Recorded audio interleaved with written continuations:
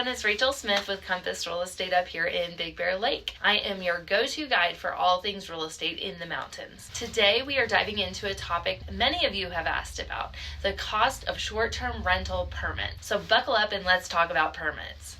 Now, let's start off with Big Bear Lake. The permits are issued by the city of Big Bear Lake. They're good for 1 year. The current permit fee stands at $564.58. A quick note too, this covers just the permit itself, excluding any prep work needed to meet the rental standard. Now, on to Big Bear City, which is regulated by the County of San Bernardino. For a new permit here, you are looking at $1,160.54.